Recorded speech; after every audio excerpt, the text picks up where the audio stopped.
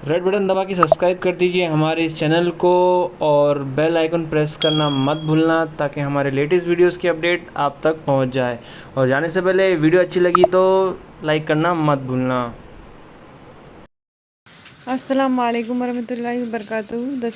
दसवीं जमात science bridge course का अमली खाका 12। आइए समझें। फ़ायदेमंद खुरदरी जानदार लेक्टोबैसिलाई राइजोबियम फफूंद। नुकसानदेह खुरदबीनी जानदार क्लोस्ट्रीडियम और दूसरे खुरदबीनी जानदार। हवाला जमात नहम सबक नंबर 8 फ़ायदेमंद और नुकसानदेह खुरदबीनी जानदार। तो इस सबक में आपको खुरदबीनी जानदारों के बारे में बताया जा रहा है जो फ़ायदेमंद भी हैं और कुछ नुकसानदेह भी हैं। मतोक़ा सलाहियतें। फ़ायदेमंद खुरदबीनी जानदार की मदद से ग़िज़ा और दवाइयों की मसनूआत बड़े पैमाने पर इस्तेमाल की जाती है। इसकी मज़ीद मालूमात हासिल कर सकते हैं। खुरदबीनी जानदार किस तरह से फ़ायदेमंद हैं, वैसे ही नुकसानदेह है, इसे समझ सकते हैं। दूसरे नुकसानदेह खुरदबीनी जानदारों की मालूमात हासिल कर सकते हैं। आइए जहन नशीन करें। जानदार किस तरह से फ़ायदेमंद है, वैसे ही नुकसानदेह, इसे समझ सकते हैं। दूसरे नुकसानदेह खुरदबीनी जानदार की मालूमात हासिल कर सकते हैं। बार बार वही लिखा गया है। क्या आपको मालूम चले कि कौन से जानदार खुरदबीनी फ़ायदेमंद हैं और किस तरह से नुकसानदेह भी हैं। अब हम पढ़ेंगे यूज़फुल माइक्रो ऑर्गेनिज्म यानी फ़ायदेमंद जानदार। पहला लैक्टोबैसिलाई। लैक्टोबैसिलाई दूध की लैक्टोज शक्कर को अम्ल तख़मीर के ज़रिए लैक्टिक एसिड में तब्दील करते हैं। इसी वजह से दूध दही में तब्दील होता है। तो दूध से दही बनाने के लिए हम दूध में दही की कुछ मिकदार डालते हैं जिसमें ये लैक्टोबैसिलाई चले जाते हैं, वो अपनी नशोनुमा करते हैं और इस तरह से दूध दही में तब्दील हो जाता है। दूध की तख़मीर के ज़रिए दही, छाछ, घी, पनीर, चीज़, श्रीखंड वगैरह बनाए जाते हैं। सेडार, कोको, तरकारियों, अचार और दूसरी चीज़ें बड़े पैमाने पर तैयार करने में इसका इस्तेमाल किया जाता है। अब है राइजोबियम।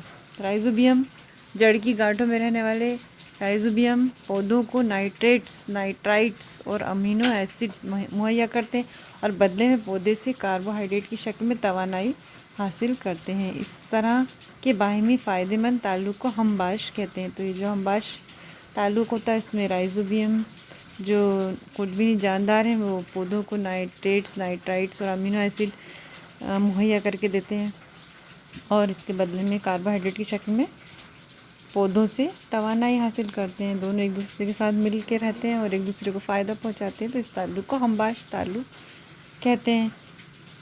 और ये राइजोबियम जो खुरदबीनी जानदार हैं वो नाइट्रोजन का तायन करते हैं।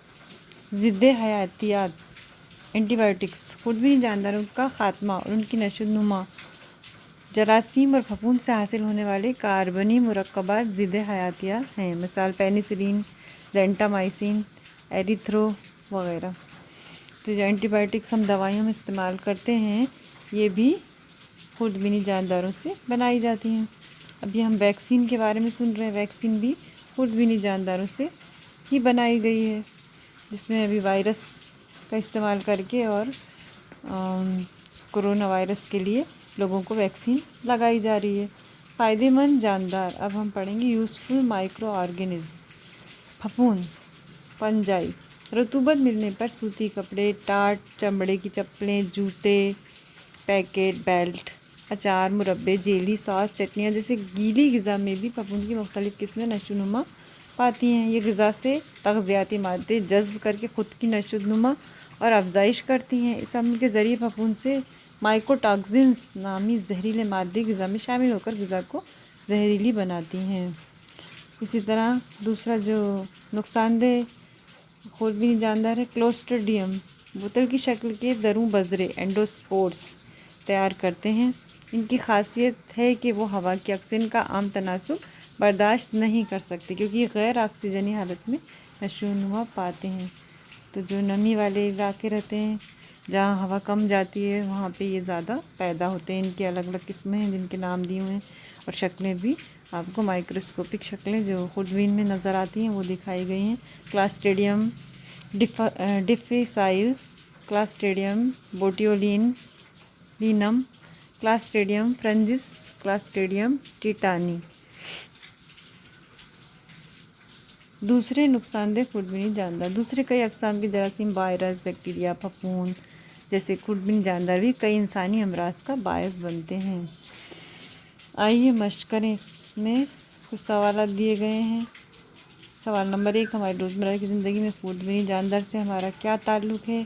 इसमें दूसरे सवाल में खुरदबिनी जानदार पहचानने के लिए कहा गया और उसके 2 इस्तेमाल बताने के लिए लिखने को कहा गया। तीसरे में अगर आप अपने घर में जो खाना खाते हैं उनमें से 4 खाने के नाम बताना है जो कि फ़ायदेमंद खुरदबिनी जानदार से बने हैं। चौथे में कुछ नाम दिए हैं, दही, पाव, फलीदार पौधों की जड़ें के गांठें, इडली, डोसा, ये इनमें कौन से खुरदबिनी जानदार पाए जाते हैं। और अगला सवाल है, आप अगर खाने की चीज़ें ख़रीद रहे हैं तो उसमें क्या देखना चाहिए। इसके बाद दही। अब पहला सवाल मशक़ का, हमारी रोज़मर्रा की ज़िंदगी में खुरदबिनी जानदार से हमारा क्या ताल्लुक़ है। इसका जवाब लिखेंगे, हमारी रोज़मर्रा की ज़िंदगी में फ़ायदेमंद खुरदबिनी जानदारों की मदद से ग़िज़ा और दवाइयों की मसनूआत बड़े पैमाने पर इस्तेमाल की जाती है। इसी तरह नुकसानदेह खुरदबिनी जानदारों की वजह से ग़िज़ा ख़राब हो जाती है। साथ ही ये अमराज का बायस भी बनते हैं, जैसे कोरोना वायरस। इसकी वजह से हमारी ज़िंदगी बहुत मुतासिर हुई है। दूसरा और तीसरा सवाल यहाँ एक साथ लिख रही हूँ। ज़ीर की शक्ल में खुरदबिनी जानदार पहचानना है और अपने घर के 4 खाने के नाम बताने जो फ़ायदेमंद खुरदबिनी जानदार से बने हैं। तो ये जो शक्ल थी ये खलवी फफूंद की है जो पाव बनाने और अल्कोहल बनाने में इस्तेमाल होता है। इसके अलावा जो 4 खानों के नाम हैं वो हैं दही, इडली, पाव, ढोकला। इसके अलावा भी बहुत सारी चीज़ें जो हम खमीर से बनाते हैं, जो हमारे खुरदबिनी जानदारों से तैयार होती है। इसके बाद अगला सवाल है कि इन जो नाम दिए हैं इनमें कौन से खुरदबिनी जानदार रहते हैं जो इसको ग़िज़ा तैयार करते हैं। तो इसका जवाब लिखेंगे कि दही में लैक्टोबैसिलाई, पाव में खमीर, और जो चने वगैरह जो पौधे हैं उनकी गांठों में राइज़ोबीम, इडली में खमीर और डोसे में भी खमीर। इसके बाद अगला सवाल है कि अगर आप बाज़ार में कोई ग़िज़ा ख़रीदने जाते हैं तो उसकी थैली पर अगर ये मालूमात लिखी है तो आप ख़रीदेंगे या नहीं। तो इसका जवाब लिखेंगे कि इसमें इस्तेमाल की जो आखिरी तारीख़ है वो 5 दिसंबर 2018 है, जो कि बहुत पहले निकल चुकी है, तो इसलिए हम इसे नहीं ख़रीदेंगे। अगला सवाल है कि गर्मा के मौसम में बहुत देर रखी हुई दाल पर झाग नज़र आता है।